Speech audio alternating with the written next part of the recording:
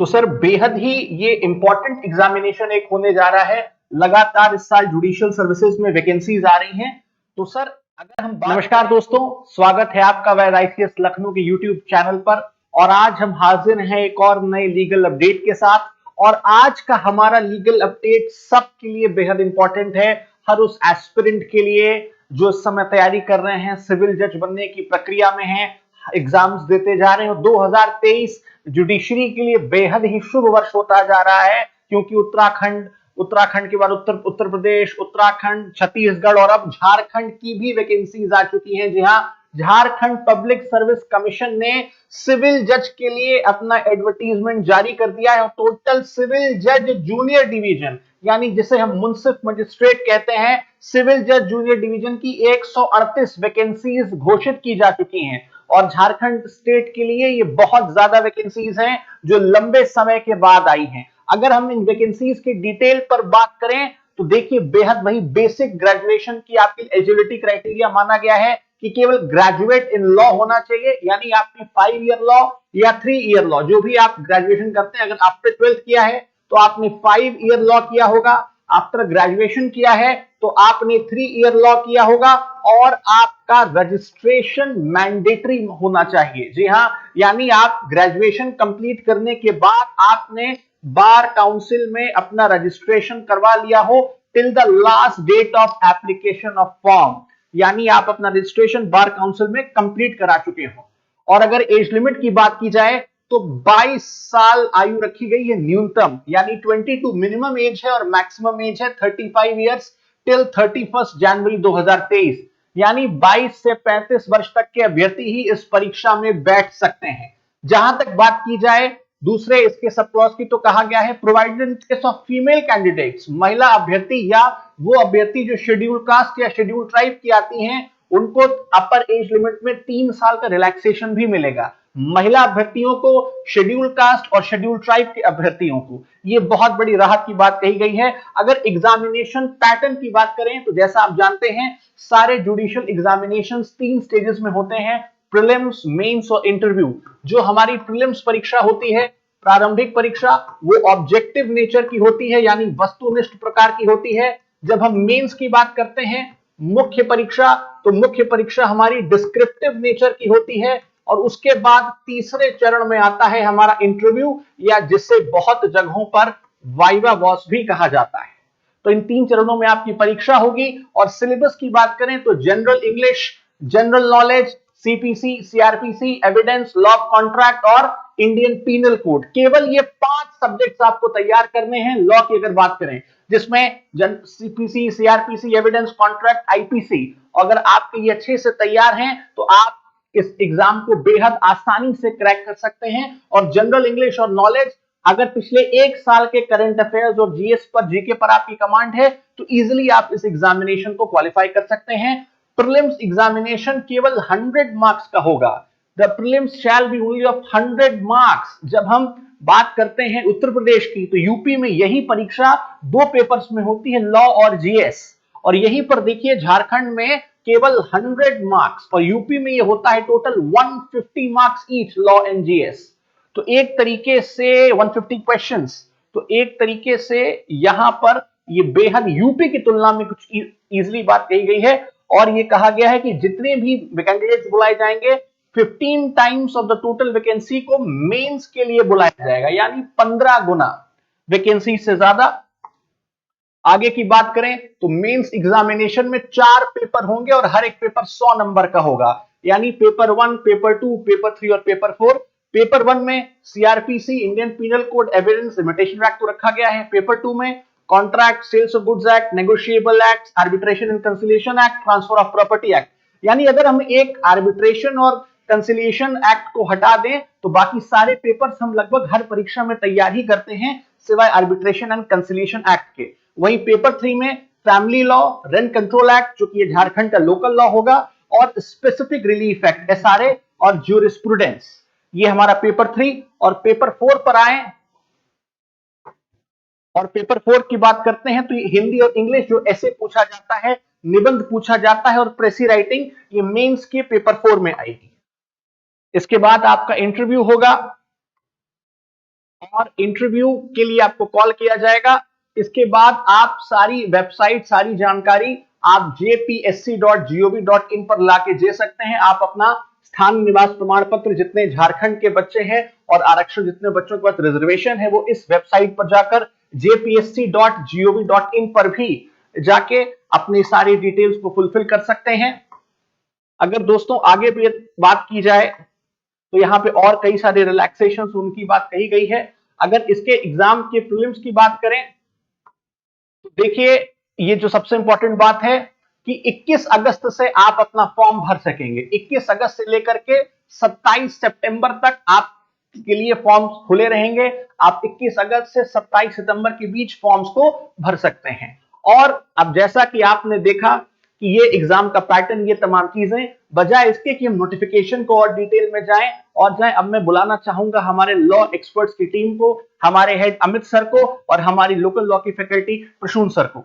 Sir, तो sir बेहद ही ये इंपॉर्टेंट एग्जामिनेशन एक होने जा रहा है। लगातार इस साल जुडिशियल सर्विसेज में वैकेंसीज आ रही हैं।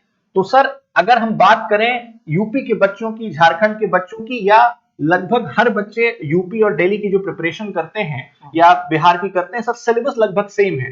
तो सर अगर मान लीजिए मैं यूपी की जुडिशरी की प्रिपरेशन कर रहा हूं या तमाम बच्चे जो कर रहे हैं, सर क्या फर्क है यूपी और झारखंड जुडिशियल सर्विसेज के प्रिपरेशन?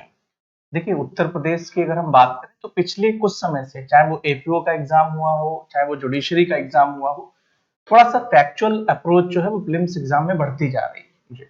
ज्यादातर जो क्वेश्चंस पूछे जा रहे हैं प्रीलिम्स एग्जाम में, वो जो क्वेश्चंस हैं वो सेक्शन वाइज क्वेश्चंस पूछे जाते हैं, या कभी कभी चैप्टर्स वगैरह जो होते हैं चैप्टर से पूछ लिए जाते हैं।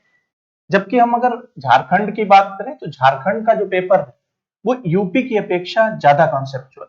अब अगर हम झारखंड प्रीलिम्स एग्जाम की बात करते हैं तो मुझे ऐसा लगता है कि जो बच्चे यूपी के लिए या 2-3 साल से जो पेपर्स वगैरह यूपी के देख रहे हैं, उसमें फैक्चुअल अप्रोच को बहुत ज्यादा जो बढ़ाया गया है।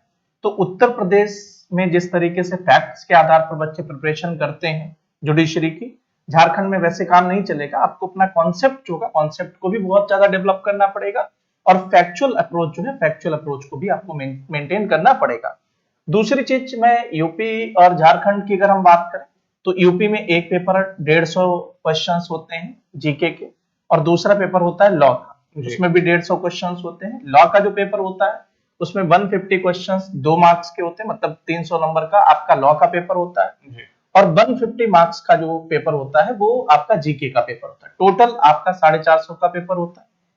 उत्तर प्रदेश में नेगेटिव मार्किंग है, 1/3 नेगेटिव मार्किंग है, लेकिन झारखंड की अगर हम बात करें तो झारखंड जुडिशरी में नेगेटिव मार्किंग नहीं है।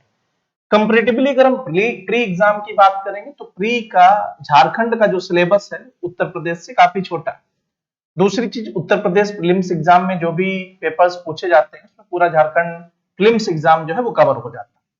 लेकिन अगर हम बात करें झारखंड मेंस एग्जाम की, तो जूरिस्प्रूडेंस को छोड़ करके बिहार के जो बच्चे प्रिपरेशन करते हैं, मेंस का पेपर जो है, मेंस का पेपर आपका पूरा कवर हो जाता है बिहार का जो एग्जाम होता है। तो बिहार प्रीलिम्स की अगर हम बात करें तो प्रीलिम्स और मेंस में कोई डिफरेंस नहीं, दोनों में सेम सब्जेक्ट्स ही हैं। तो इस तरीके से बिहार के बच्चों को मेंस में ज्यादा बेनिफिट मिल सकता है, क्योंकि सारा सिलेबस जो बिहार का सिलेबस है, लगभग सब कुछ बिहार के सिलेबस की चीजें हैं वो कवर हो रही है उसमें। सर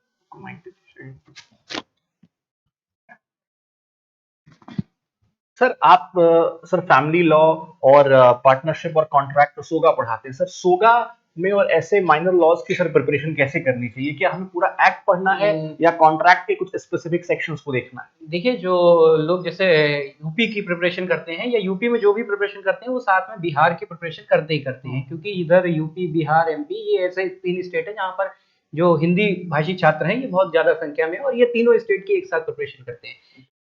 मेन सब्जेक्ट अगर हम लॉ की प्रिपरेशन की बात करें तो जो प्री का सिलेबस है, जैसा सर ने भी बताया, वो यूपी का जिसने अगर अच्छे से तैयारी की है तो उसके कंपैरिजन में देखा जाए तो बहुत कम है। जीके अपने यहाँ भी जीएस का एक पेपर होता है 150 नंबर का, और वहां भी जीएस 100 नंबर में ही पूछ रहे हैं। हाँ, बस जनरल इंग्लिश का ये है, इसमें एक्स्ट्रा पूछ रहे हैं, वो यूपी में प्री में नहीं आती है। दूसरा ये है कि केवल 5 सब्जेक्ट लॉ के हैं, वो भी मेन सब्जेक्ट हैं, सीआरपीसी, सीपीसी, एविडेंस, आईपीसी, ठीक है, या कॉन्ट्रैक्ट एक्ट। बिहार से देखा जाए तो सिलेबस झारखंड का बहुत ज्यादा मिलता है। और यूपी में क्योंकि 10 सब्जेक्ट लॉ के प्री में ही पूछे जाते हैं, तो अगर जिसने यूपी की भी अच्छे से तैयारी करी और साथ में वो बिहार की तैयारी कर रहा है तो उसके लिए झारखंड का पेपर काफी आसान रहेगा। पिछले कुछ सालों से जो सर ने कहा कि पेपर की जो अप्रोच है, जैसे इस बार का भी पेपर था काफी फैक्चुअल था, सेक्शन बेस्ड क्वेश्चन थे, सीधे सीधे क्वेश्चन थे, जिसमें मतलब याद करा है, मेमोराइज करा है ज्यादा से ज्यादा, वो उस पेपर को आसानी से कर सकता था। लेकिन अभी बिहार का जो प्री हुआ उस पे क्वेश्चन फैक्चुअल भी थे लेकिन कॉन्सेप्चुअल क्वेश्चन भी अच्छी तरीके से। तो अगर आपने तैयारी ठीक से करी है, पेपर कैसा आता है ये अलग चीज है, तो आपके लिए फिर झारखंड का पेपर देना काफी आसान रहेगा। तो जिन्होंने यहाँ पर प्री की भी अच्छे से तैयारी की है वो झारखंड का प्री तो निकाल ही लेंगे और मेंस में भी उनके पास बढ़त रहेगी। जैसे जूरिस्प्रूडेंस भले ही अपने यहाँ मेंस में नहीं आता लेकिन अपने यहाँ प्री में आता है और वहां पर जूरिस्प्रूडेंस मेंस में पूछा जा रहा है। हालांकि मेंस में पूछने की अप्रोच अलग तरीके से आपको जूरिस्प्रूडेंस पढ़ना है और प्री में अलग तरीके से पढ़ना है, तो थोड़ा सा वर्चुअली पढ़ना होता है, लेकिन जब मेंस में पूछा जाएगा तो थोड़ा सा कॉन्सेप्ट भी उसमें आपको पढ़ना पड़ेगा। दूसरा आपने जैसे पूछा कि सेल्स ऑफ गुड्स एक्ट या partnership, sales of goods act अपने यहाँ यूपी के सिलेबस में नहीं है, लेकिन पार्टनरशिप अपने यहाँ मेंस में पूछा जाता है लेकिन प्री में नहीं है। बिहार में पार्टनरशिप आपका प्री में भी है और मेंस में भी जो पेपर है उसका एक वहां पर ऑप्शनल है, 3 पेपर आपको लेने होते तो उसमें पूछा जाता है। तो ऐसे बच्चे जो यूपी और बिहार को टारगेट करके ये तैयारी अपनी कर रहे थे, उनके लिए मुझे लगता है ये बहुत अच्छा मौका है, क्योंकि वैकेंसी भी झारखंड में अच्छी वैकेंसी है, 138 वैकेंसी है, उसको टारगेट कर सकते हैं। और बिहार के प्री की भी प्रिपरेशन जिसने अच्छी, कभी लास्ट ही बिहार का प्री हुआ है लास्ट 1-2 महीने पहले, तो बिहार की आपने प्रिपरेशन करी है, साथ में यूपी की है, तो आपको बहुत ज्यादा अलग से पढ़ने की कोई जरूरत नहीं है। और माइनर एक्ट में ये रहता है कि अगर आप बेयर एक्ट की लैंग्वेज को तैयार करते हैं, उसको याद कर लेते हैं, आपको सेक्शन याद है किस सेक्शन में क्या है, तो आप हमेशा बढ़त में रहते हैं, क्योंकि अगर पेपर फिर फैक्चुअल भी पूछा जाएगा तो आपके पास वो करने के रहता है, और उसके साथ अगर कॉन्सेप्ट पूछा जाएगा और आपको बेयर एक्ट सही से आपने समझा हुआ है तो आप उन चीजों को आसानी से हल कर सकते हैं। तो प्री में तो मुझे नहीं लग रहा झारखंड में बहुत ज्यादा दिक्कत होने वाली है, जिसने यूपी और बिहार को टारगेट करके अच्छे से तैयारी की है। मेंस के लिए हाँ थोड़ा सा उनको प्रिपरेशन करनी पड़ेगी। 27 सितंबर लास्ट डेट है जी सर, हम ये एक्सपेक्ट करें कि जो प्रीलिम्स का एग्जामिनेशन होगा ये लगभग अक्टूबर या नवंबर में हो सकता है। हाँ, अक्टूबर नवंबर 1-2 महीने का तो टाइम देंगे। ये जो 2-3 महीने हैं हमारे पास, या 3 महीने मान के चले आज की डेट से, सर इसमें किस हिसाब से प्रिपरेशन करनी चाहिए, किसको फोकस करना चाहिए, कौन से एरियाज पर स्पेसिफिक ध्यान देना चाहिए? अभी जैसे कि अभी फॉर्म भरने की डेट आई है, अभी प्री की डेट भी डिक्लेयर नहीं हुई, तो अगर हम ये मान भी लें कि आज से अगर मान लीजिए कि 27 सितंबर पे आप जैसा बता रहे हैं लास्ट डेट है, तो लास्ट डेट के बाद मान लीजिए 2 महीने भी देते हैं तो हमारा जो एग्जाम होगा प्री का वो नवंबर में होगा, और उसके बाद मिनिमम अगर 1-1.5 महीने भी दिए तो हमारा मेंस पहुंचेगा जाकर के 2024 के आसपास, जनवरी या फरवरी। तो अभी आप, मुझे लगता है कि केवल प्री को आधार ना बना करके आपको सारे सब्जेक्ट पूरा सिलेबस मेंस और प्री का तैयार करके और उनकी कम से कम आपको एक रीडिंग तो कर ही लेनी चाहिए, लेकिन इंटीग्रेटेड प्रिपरेशन हाँ, प्री और मेंस तो क्योंकि जब आप मेंस की प्रिपरेशन करते हैं तो कहीं ना कहीं आप प्री की प्रिपरेशन साथ में करते चलते हैं, बस उसके बाद जब प्री अगर आपने अच्छे से तैयारी पहले से कर रखी है तो 15-20-25 दिन पहले आप प्री का पढ़ना स्टार्ट करते हैं, और वो 20-25 दिन आपको रिवाइज करने के लिए आप बैक ईयर क्वेश्चन पेपर्स लगा सकते हैं, उसमें आप तमाम तरीके की टेस्ट सीरीज हैं वो आप ज्वाइन करके कर सकते हैं, और उसको फिर आप प्री को कवर कर सकते हैं अगर आपने मेंस की अच्छे से प्रिपरेशन की है। तो प्री के लिए अगर आप यहीं से 4-5 महीने देते तो मुझे नहीं लगता किसी अच्छे कंपटीटर के लिए ये कोई अच्छी बात होगी कि वो प्री के लिए ही 4-5 महीने लगाए। अभी से मेंस की प्रिपरेशन करें और मेंस को टारगेट बना करके तैयारी करें, सारे सब्जेक्ट को लेते हुए, जो मेंस के हैं और जो प्री के हैं। हाँ, प्री की जब डेट डिक्लेयर हो जाए उसके 20-25 दिन पहले वो फिर प्री को टारगेट करके प्री की तैयारी करना शुरू करें, क्योंकि प्री अल्टीमेटली क्वालिफाइंग है। आप प्री पे ही अगर रुक गए तो फिर मेंस की तैयारी। और आप दोनों लोगों से एक मेरा प्रश्न है कि बच्चों को आप स्पष्ट कर दें कि अभी पूरा आईपीसी सीआरपीसी पढ़ना पड़ेगा।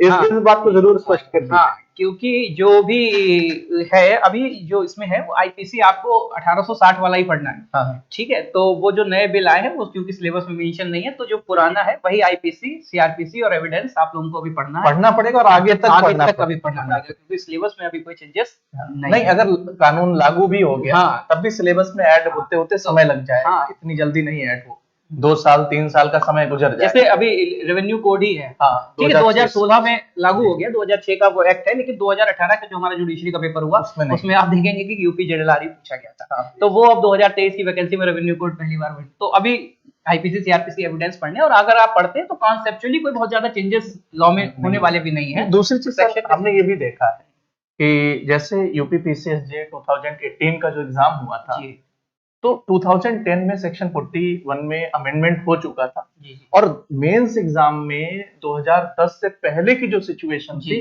उन्होंने वो पूछ दी। इस बार भी ऐसा भी हो सकता है कि भले ही ये कानून लागू भी हो जाएगा, सिलेबस में ऐड भी हो जाएगा, लेकिन ऐसा नहीं कि पुरानी चीजें रेलिवेंट नहीं, जैसे थर्ड पेपर में जो यूपी में मेंस का हुआ, न्याय पंचायत नहीं है आज की डेट पर। हाँ। न्याय पंचायत खत्म, लेकिन न्याय पंचायत से क्वेश्चन पूछा गया था।